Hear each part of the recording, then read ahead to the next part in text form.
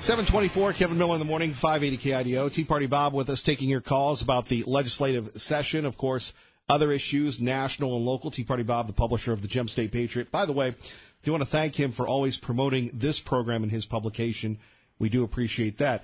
Joining us now is, and this is funny, is Senator Crapo, who called and said, I hear Tea Party Bob's on. I want to talk to him. Not that I have any insecurity issues, but good morning, Senator. Good morning. I was not trying to bypass you, Kevin. Good to have you with us, sir. Hey, it's good to be with you. Good morning, Senator. It's an honor to have you on. Good morning, Bob. I apologize that I only have a few minutes, but when I found out you guys were there talking, I thought I'd join the conversation if you'd allow me. Well, we appreciate that. What can we do for you? Isn't that always nice? Do you have any questions for the senator, or are you just going to revel in your whatever here? I think the senator knows the questions that I have. Well, we don't. And basically, I started off the day with these. We have been going through these massifications on 1067 in our legislature. And I am of the opinion, and I think many others are of the opinion, that this was dropped in our legislators' lap, basically by our 4 Washington delegates, of which you are one. Yes.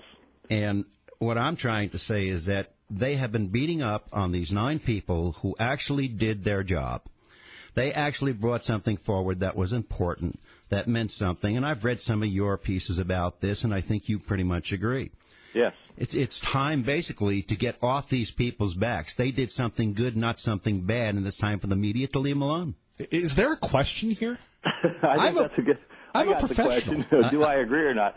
And actually, I do. I think these 9 legislators should be given credit for doing their jobs and picking out a problem with a piece of federal legislation that should not have been put into place. It's similar to what the federal government does with the roads and bridges and the highway funding.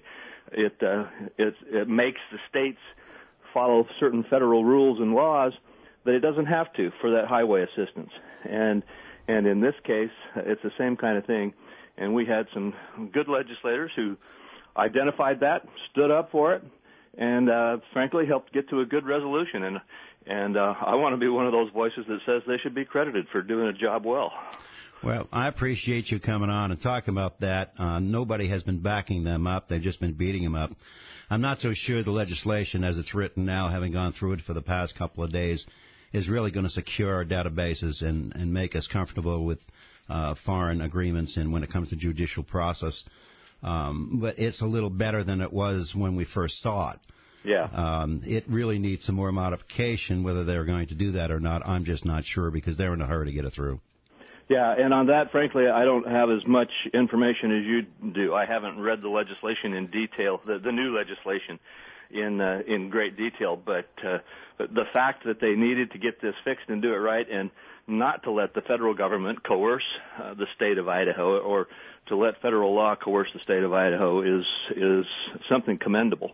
And like I say, I just wanted to take this few minutes I have with you to make that point, because you were right. You have said to me privately, and you've said publicly, that you feel that these legislators were being given a bad deal for basically raising a legitimate issue and doing the kind of thing we want our elected officials to do, and that is to identify problems and step up and get them fixed.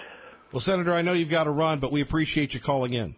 Hey, well, thank you. Sorry I didn't have more time, but it's great to be able to get to visit with both of you this morning. Thank you, Senator. Bye-bye. All right, thanks. There you have it, Senator Crapo with us here at 580 KIDO.